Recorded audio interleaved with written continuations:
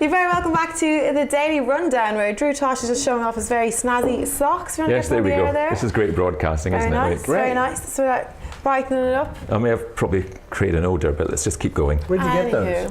It was a present, actually. I do worry about the kind of presents I get from people.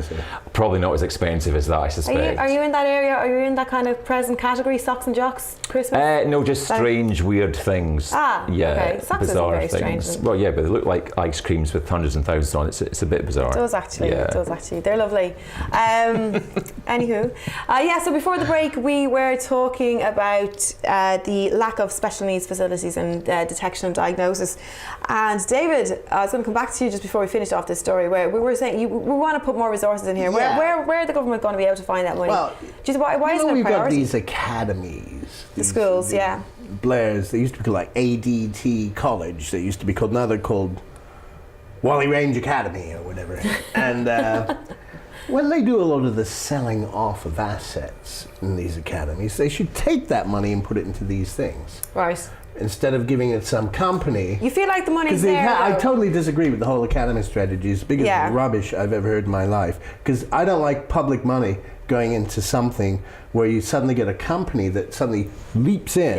I don't like pigs at the public trough, and I don't like companies that want public money. Companies should stick to the private sector for their money, not government contracts. And the academy system feeds on that. So I totally disagree with that. It's one of Blair, Brown, Cameron's. I'd use that money, any assets sold off in government property, to be put back into. You feel there's some money there for redistribution, though? Yeah. What? Primary school education is the most important. Right. The most important. We won't talk about the universities. We won't. We'll leave it at that, and we'll move to our next story. But thank you. A new team of specialist police officers is being set up to investigate online hate crimes, including abuse on Twitter and Facebook. The London-based hub will include a team of 5 officers who will support victims and identify online abuse. The 2-year pilot will cost £1.7 million and has received £452,000 from the Home Office, the London Mayor's Office said.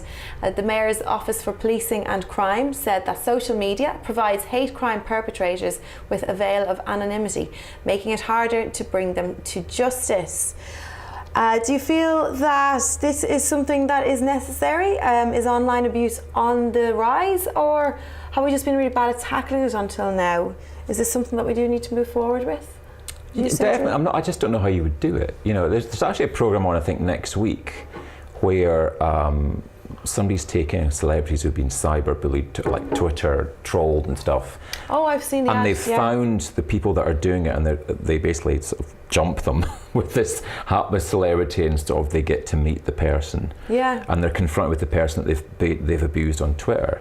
And it's an interesting concept. It's Channel 5, so it's probably a little bit questionable, but it's actually a great idea, because you know, when any crime takes place these days, the police are very keen that, say, if someone's burgled or attacked, sometimes if the attacker meets the victim somewhere down the line, it can have a much more sort of positive effect in the long run on the victim and on the perpetrator.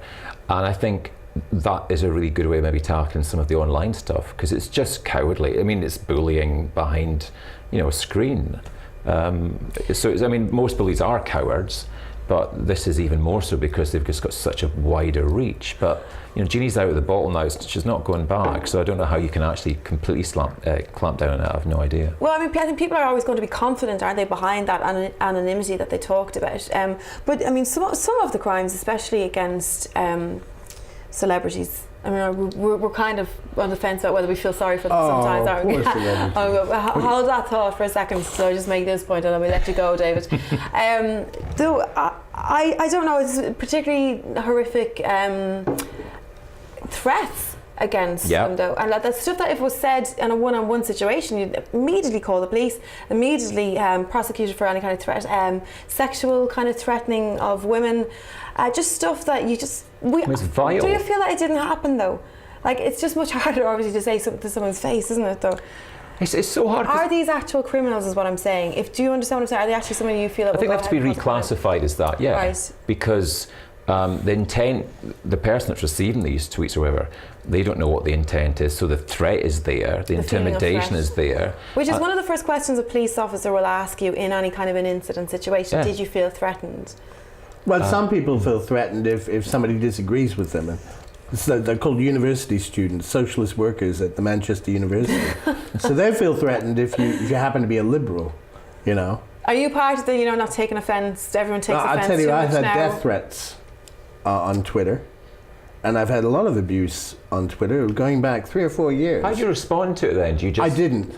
Just leave it? Because they want a reaction, don't they? So the best, most intelligent people retweet it so that all the followers see who these idiots are. Yeah, that's true. Yeah. And I wish I had done that. And in fact, but it didn't matter. It just meant when I went on Facebook, I used a different name. I wasn't going to get that too. Facebook doesn't really get out there to a lot of people. But Twitter is an open thing. You're open on Twitter. And I had a lot of death threats and abuse. And I've had, I mean, frankly, I'm sick of certain Labour councillors coming back with stupid things too. When I'm not talking about their peddly little Manchester politics or something like that. Freedom of speech is very important, and freedom of expression. And freedom to criticise anything is very important. But to threaten to abuse somebody or rape somebody or whatever, that I would limit it to that. But a hate crime, I wouldn't say it's their interpretation, but there are people out there who would say, I don't like the fact that you've got freedom of speech. That's Nazism in reverse. And I'm worried about too much government getting involved in this, especially because it's been, did you hear about Merkel with her commission to go around to Facebook and tell them, Douglas Murray, you've heard of Douglas Murray, he got pulled off Facebook thanks to this new EU thing that was introduced by Angela Merkel, who didn't like criticisms of her policies. And it's going too far. I think if it's a criminal intent, to be fair. Yes, but if it becomes censorship of people's freedom of expression, then the sooner we bring in something like the First Amendment they have in the States, the better. First Amendment means freedom of expression. Now, I'm not talking about the Second Amendment. I think whenever anyone just throws out any amendment, we all kind of go.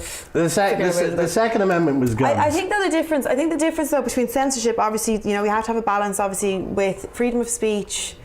We have a specific problem here now, though. No, the definition of what freedom of speech is. I mean, there's the fine line between that. I'm allowed to criticise anything out there that I want. Yeah. And nobody can stop me from criticising it. They can criticise me. Yeah. I can criticise them. It's when you get death threats and I don't care, the celebrities are just idiots, or you get sexual things and like that. That's where I think maybe Twitter and Facebook already have reporting structures in place to stop that. Well, yeah, but I mean, at the same time, though, so what we're talking about here, though, is a But I feel this unit. will go too far. That's what I was going to say. A bunch of statist policemen with a lot of power wanting to go around and arrest people where they don't want to have freedom of expression. I think if you can't have freedom of expression, it's not worth living in this country. Well, I think we have a long way to get there, though, Dave. At the moment, it's very, very open. At the moment, it's very, very open for people to say what they like on social media, I think, and that's. But it's already cracking down, as I said. It right up to Angela Merkel's new thing in the EU. She's going to have policemen policing Facebook all over. Yet it was a policy passed by the EU earlier in the year. But you agree if somebody makes a threat on social media, to kill or rape or something, yes. What about inciting any kind of, like racist hatred or? Well, that's the thing. If I criticise, an individual, what do you mean criticise though? Name calling, bullying? No, not name calling. It's a very fine line. If I call you, what do you call a Scotch whiskey? Yes, that's abusive to call him a Scotch whiskey. I think Joe just. Same as it's abusive to call me a knucklehead. I'm nervous that you're going to say something that will get. No. I know the rules. But beyond that, you get a lot of people who want to shut down people's freedom of speech because they themselves are fascists and they will call anything that they disagree with, like the students at the Manchester University, who don't want freedom of expression within the students' union there. To me, if it stops the Kardashians, I'm quite all for it.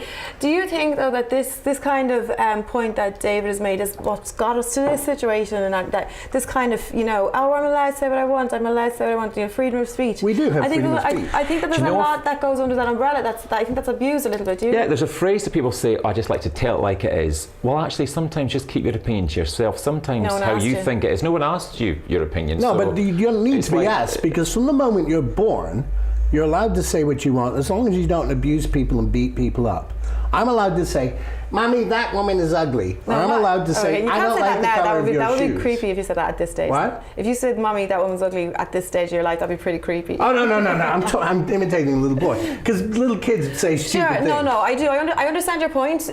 In this situation, though, are you happy to see resources go into this, tackling this as a crime? You've got to try. You have to try and do something. I think you're right. The danger is, where does it stop? Where does it become a good stop? And it's like Big Brother's now patrolling Big Brother. Yeah. But you have to do something, because some people are just reduced to tears and suicide because of all this stuff, and it's got to be looked at. Which is an issue with kids as well. Definitely. Great. Thanks very much for that, guys. We're going to go for another break, and when we come back, we'll be speaking to the village bakers. You don't want to miss that. See you soon.